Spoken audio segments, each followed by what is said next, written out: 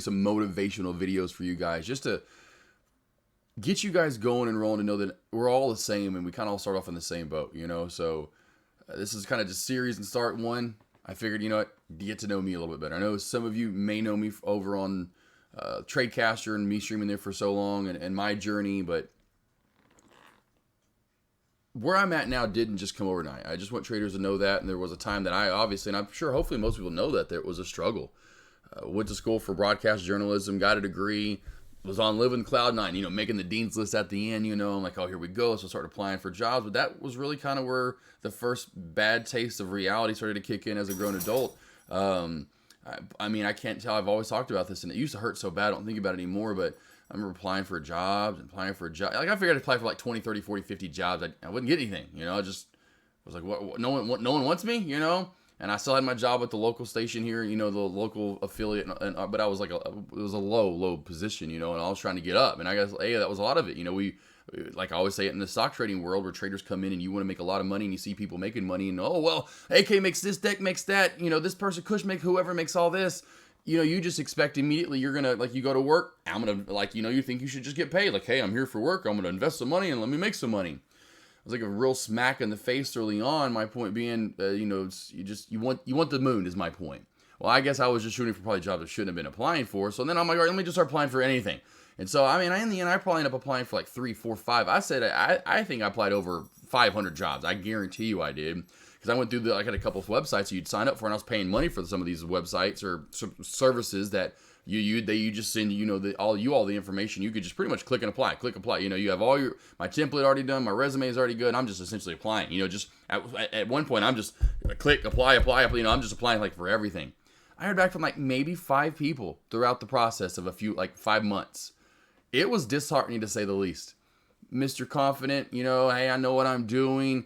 I thought I could easily. My dad was in the business for forever. I'm like, I'm going to get this. It was hard. It really, really hurt, And so let's just take it fast forward a couple more years where now I'm finally at ESPN Dallas, working for the ticket. It's owned by Cumulus Media. So I'm like, okay, cool. Now I'm in big stations in a big market.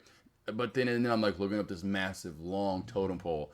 And then even realizing at the time, kind of what these people were making. Because, I grew up in the era where those guys on the radio and the TV were making some damn good money.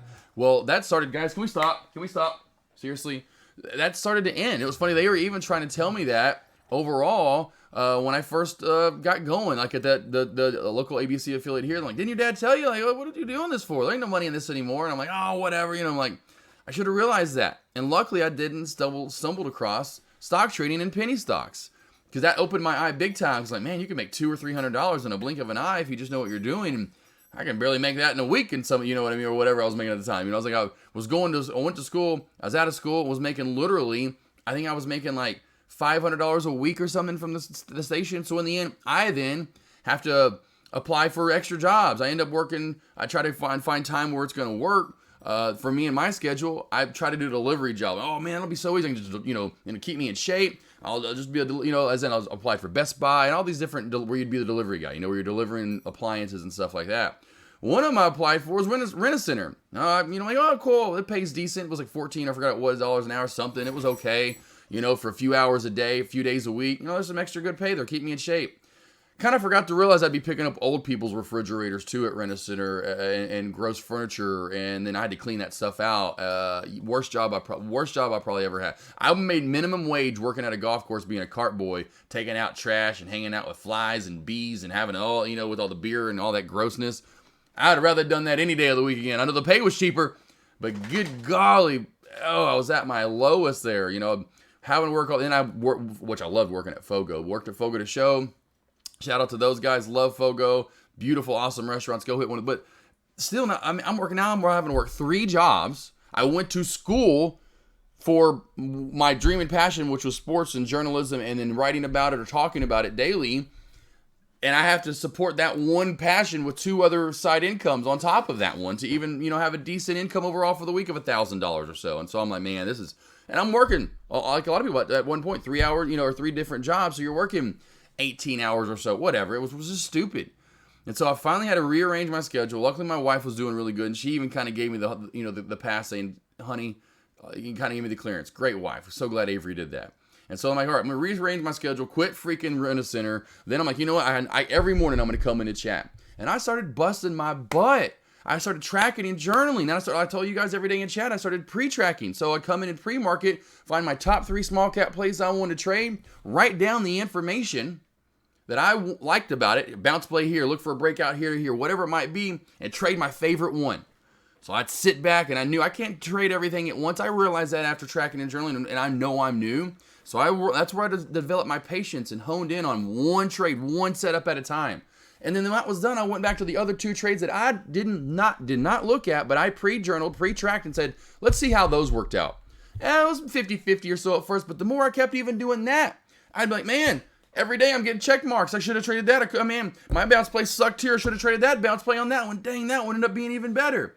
And so that helped me not only tracking and journaling my trades, going over what I did every single day, but then I went over charting. Like again, if I just traded, we'll just say large caps. I just traded Apple. I'd go over AMD, Meta, Tesla. Every day I'd go over all the extra charting I could to break it down. Where could I have traded Tesla here? Where could I have traded Meta there? All day. Left, right, left, up, down, up. The cheat code of the stock market, like it used to be on Contra in video games, is going over charting and putting the screen time in and trying to test yourself. Where are these stocks going to go? Then I started pre-tracking and journaling, and I got obsessed with charting. Next thing you know, I'm doing it all the time. Tracking and journaling, pre-tracking, blah, blah, blah. Now, it was 3 years down the line. Finally came up with, I was just a bounce trader for 2 or 3 years. Started with the $3,000 account. I sucked at first. Even when I first started, I thought I knew what I was doing like most traders, and you don't. You're not really putting the real true effort and time in. I knew if I finally did that with my little $3,000 account, I could probably grow it. I took 2 $1,000 losses too at some point. Well, I'll say at some point. One in, I can tell you this, I don't remember the third halt up stock, but I can remember NAKD naked. I said, and then I came to the saying, I'd rather run around my neighborhood naked than trade NAKD. And everyone would always laugh and chat because it was a pump and dump trash play. But I got into it with some merger news, thought I was going to be the Mr. News guy or something. I figured out who I was after I tracked and journaled. But let me tell you, taking a $1,000 loss at a $3,000 account hurts. Losing 30% of your account like that, wow, it sucks. So I knew if I could push and push, have the patience, perseverance, my 3 Ps I always talk about, push myself, have the patience to persevere through all the hard times, I would then make it. I knew I would. Team, you can too. If I can do it, and there was a time where literally I didn't have this. Well, I didn't have this gorgeous wife, but you get my point. So that's what you're looking for. If you want this team, this is what you want. You want a couple of badass Jeeps, you want your Ferrari, you want your Lamborghini, whatever it is, your BMWs down the line. You've got to put that hard work in, day out. And I promise you, you will get it. But it starts from the beginning, looking yourself in the mirror and tracking and journaling and pushing from there. But don't ever think that any of us didn't have hard times and trials and tribulations, because trust me, it wasn't like this at first for me. That's round 1 for motivational videos. Round 2, I'll see you next time, team.